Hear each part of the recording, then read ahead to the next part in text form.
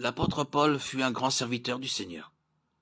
Il avait l'humilité de spécifier clairement aux autres, en toutes circonstances, que ce qu'il était et tout ce qu'il faisait provenait uniquement de la grâce divine. Il rendait gloire à Dieu seul. Cependant, le Seigneur n'ignorait pas le risque que son serviteur courait de devenir orgueilleux, car celui-ci avait reçu beaucoup de révélations. Il avait même été ravi au paradis et au troisième ciel. Pour cette raison, il lui envoya une écharde douloureuse dans la chair afin de le maintenir dans l'humilité. 2 Corinthiens 12, 7. Nous avons besoin de prier. Seigneur, maintiens-moi dans l'humilité, de peur que je ne permette à l'ennemi d'entrer et que je ne te dépouille de ta gloire. Beaucoup de serviteurs de Dieu ont fini par échouer à cause du cas qu'ils faisaient d'eux-mêmes. Bien souvent, le jaillissement de l'orgueil en nous est suscité par les remarques ou les attitudes d'autres personnes.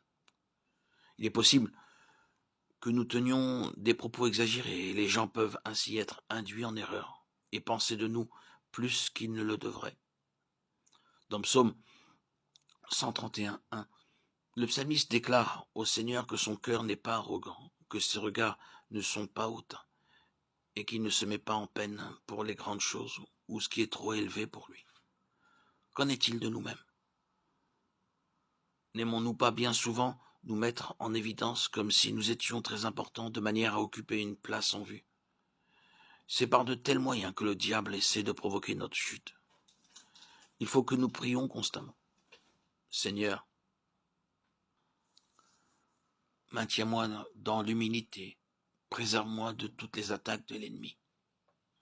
En prenant de telles dispositions, nous obtiendrons de l'aide. À mesure que nous obéirons au Seigneur et que nous suivrons son plan, ces choses nous seront enseignées et nous les apprendrons spontanément. Dans le psaume 132, David commence à discerner le but réel pour lequel Dieu l'a appelé. Au commencement, il a pensé que l'Éternel l'avait choisi tout simplement pour être un roi meilleur que Saül.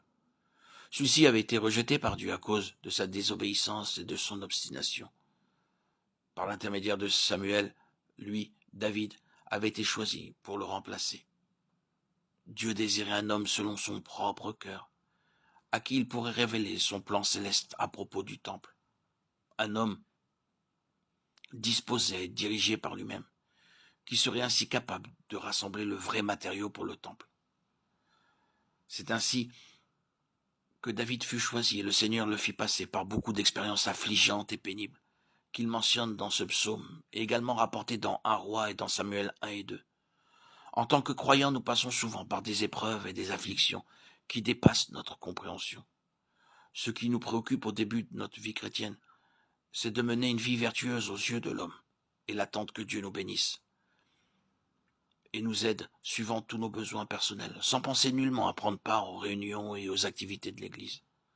Très peu de croyants connaissent le but réel pour lequel Dieu les a appelés et sauvés par la grâce qui est dans le Christ Jésus.